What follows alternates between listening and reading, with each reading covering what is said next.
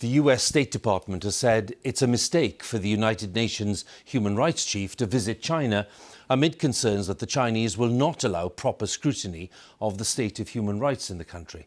The visit is to include the western region of Xinjiang, where ethnic Uighurs, most of them Muslims, have been unlawfully detained and mistreated.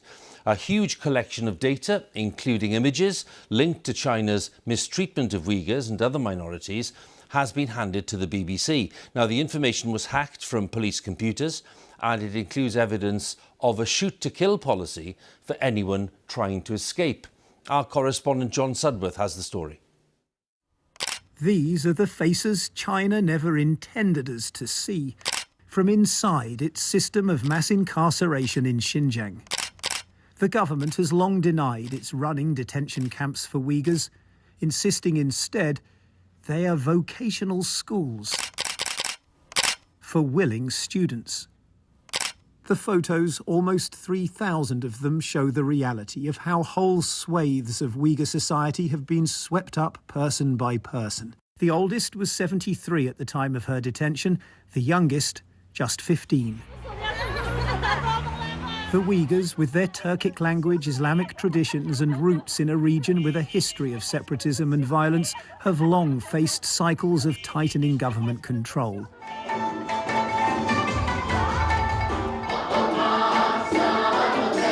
And with mounting criticism over the camps, the authorities have taken journalists on tours, showing them Uyghurs celebrating their culture and, they say, being guided away from extremism.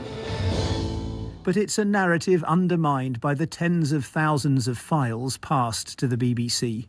One set of documents describe the guarding of this camp just outside the city of Kashgar, with armed police stationed at all the main buildings and with each watchtower guarded by 2 officers equipped with sniper rifles and machine guns.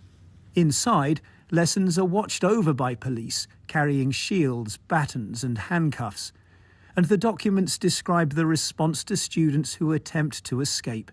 If warning shots are ignored, the order's clear: shoot them dead.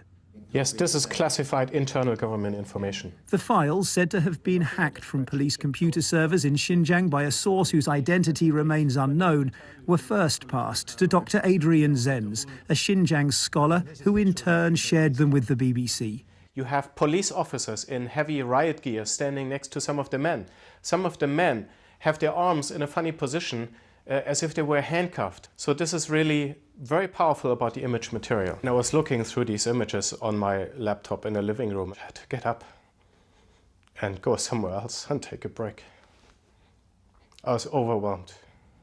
The hacked files also contain hundreds of spreadsheets, row upon row of draconian jail sentences, often targeting expressions of Islamic faith, as a parallel method alongside the camps for detaining Uyghurs en masse. Just for growing a beard, Tursun Kadir was sentenced to 16 years in jail, his chosen expression of Uyghur identity forcibly removed. Many others have been jailed for listening to illegal religious lectures, including Tursun Memtimin and Ashigul Turgan. The documents don't say whether their daughters have been sent, like so many others, to the state-run boarding schools built alongside the camps. The data can be verified, shown to contain real people. Abdurrahman Hassan has not seen his wife and children since he left Xinjiang in 2017, yet a search of the hacked files found this. See the date. A photo of his wife, sentenced, the documents say, to 16 years in prison for a vague offence that appears time and again, gathering a crowd to disturb the social order. You can see how her spirit is broken, he tells me. Mahmoud Toti knew his eldest son had been jailed, but the database tells him for how long? 15 years.